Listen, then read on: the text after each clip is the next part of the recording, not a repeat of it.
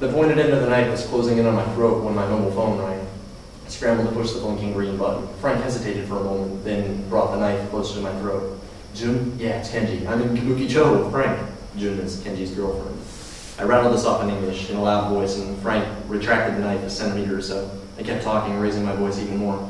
Try me again in an hour, and if I don't answer, call the police. Before shutting up the phone, I heard Jun shout, Kenji, wait a minute! I didn't have a minute, though. The blade was nearly touching my throat. This was the first time I'd taken a good, close look at the knife that had just killed 4 women. The blade was only about 2 centimeters wide, but maybe 20 centimeters long. I remember thinking that it was longer than my penis when erect, but I can't tell you why I had such an idiotic thought in a moment like this.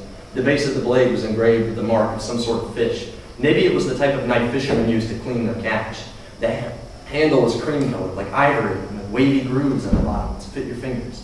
Incredibly, Frank's fingers and hands hadn't so much as a drop of blood on them, despite the used tampon and the severed ear and all the rest. Now that I thought about it, it seemed he'd taken special care not to muss himself, handling the ear, for example, as if it was something breakable as he tried to insert it in the woman's vagina. I saw no blood on his clothes or face either. Obviously, Frank had mastered a technique for cutting throats without spraying blood. Not even the slash straight across number 5's larynx had caused anything like the crimson geyser you see in movies. The tip of the knife began to waver slightly. Frank was muttering something under his breath, and I closed my eyes. For the first time, I became aware of the smell of blood all around me, so strong that I could hardly breathe. It was like the smell in a metal shop, that metallic dust in the air. I remembered the warehouse I went to with Dad and its rows of giant machines. I saw Mom's face, too. The thought of how sad she'd be when she heard I was dead made tears well up in my eyes, but I instinctively felt I mustn't cry. There are bastards in this world evil enough to commit murder just to watch others weep. For Frank, it clearly wasn't only that, but I wasn't about to risk inciting him by whimpering and wailing. I crouched there with my eyes closed, not daring to move a muscle. I felt a tight tap, a light tap on my shoulder. All right, Kenji, let's go. Frank said this softly in my ear, like somebody who'd had a pleasant enough time and was now ready to move on to the next diversion. For a moment, I thought that when I opened my eyes, I'd find that nothing had really happened, that I'd imagined or dreamed at all. Maki would be blathering about super exclusive clubs and liquors. Mr. Children would be hitting on lady number 5. Lady number 3 would be singing her Amuro song. The waiter's lip ring would be jiggling, and the manager would be adding up the tab, looking grumpy. I heard Frank say, Kenji, wake up, let's get out of here. I turned my head to one side to avoid seeing his face and opened my eyes. It wasn't a dream. Right in front of me were lady number 5's gaping wound and Mr. Children's broken, twisted neck.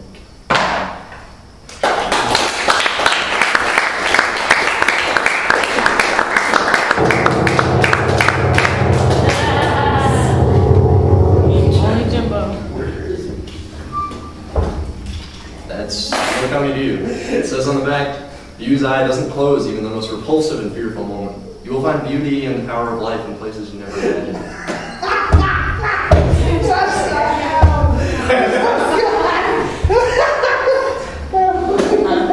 Are you okay, dude? All right, with that, I'll hand that over then.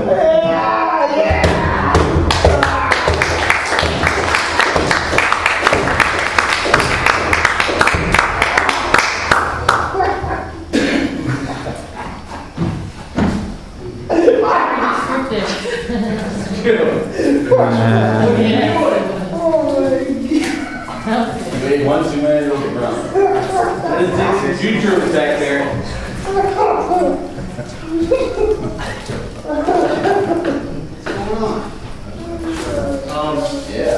Yeah, man. Well, we'll have to talk in the future about maybe doing a special evening with your group.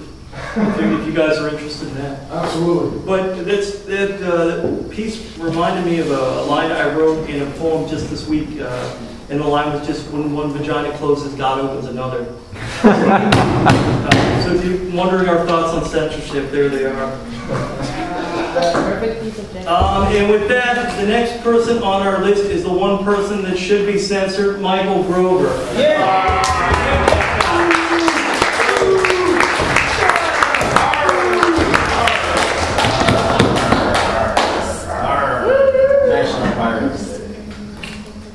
This will be the last love poem. I have nothing left to feed it. We could talk forever with pain in our eyes. You have a selective memory and I remember too much and we'll never get the story straight. It just keeps looping around the room. It makes me dizzy. It has the same ending. Stepping away from those cycles, stepped away from the drama, walking away. I feel lighter now. Just a taste this time, not the full effect. I know where this leads. leave you in the room with the next fool. You say my art is brutal, and I hope you don't read this, but it's not something that you don't already know. I walk in shadows away from love. It just wasn't meant for me. For some of us, only drama and ulcers, Friday night alone writing poems. Yeah, love is a 4-letter word. There are a lot of 4-letter words, but love, put it in the mirror. You'll see it. Love is an evil word. I'm missing someone tonight, but it's not you, so don't flatter yourself.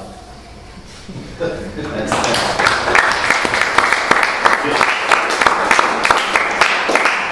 I wrote this in Cleveland last week. The old steel mill stands there, a rusty monstrosity, a constant reminder that America does not do a lot of business anymore. Shipping doors wide open like mouths agape. Big shopping center right down the street, affectionately named after the old steel mill. Every corporate name that you can imagine. A reminder that America is always doing business, always. Back into the Cleveland streets, destitute men walking the sidewalks in shadows. That's that.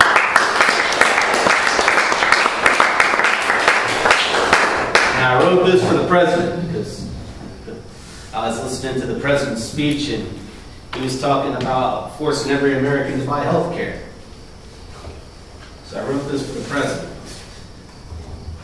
My boss came to work with swine flu. What am I supposed to do? Didn't she see the president when he told her to stay home and wash her hands? And now the president says that health care is affordable for all. It should be a national law. Something even the poor can afford. Real life health care for the rich. Corporations getting richer. People in the street get beat down by class warfare. A growing homeless nation. How will they buy health care? Maybe they'll secede and we can Obama them into submission. The president has a plan. He says health care for all. Health care for else is for your own good. Some call him a socialist. That's a slap in the face to socialists everywhere. Besides, there's no price on socialized health care. This seems to be an answer. The debate still goes on. They don't want a solution like it wasn't even standing there. I could have swine flu, catch it from my boss. I've got no health care, can't afford the cost. Corporations growing, getting all these gifts. Poor people dying, can't afford shit. Can't afford the cure to these healthcare blues. It's almost criminal to be poor. You can see it on the news. I don't want to die from the swine flu. It's on the tip of everyone's tongue, the healthcare blues.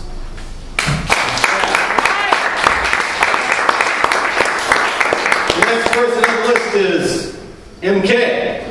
All right. I hope that's not MK.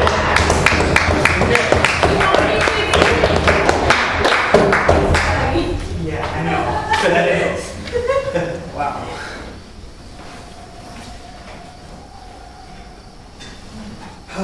I wish I could say I was ready for tonight. I kind of am. You will do what you do, sir. Where to begin, that's the question.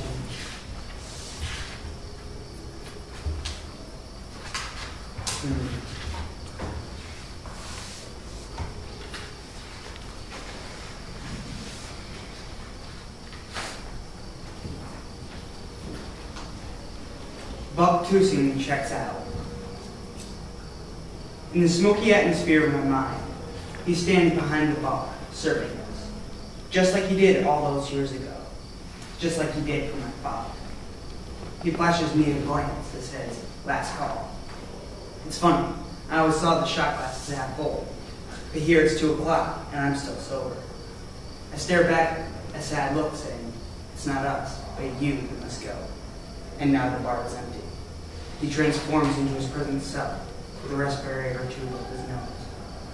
I always wondered how much cocaine it had known, but that doesn't really matter now. I raise my half-empty glass tab and down, then exit the factory out. I passed death on the way out. It was the only time I saw him without a sock. He still planned on taking Buck, but not without buying the man a drink.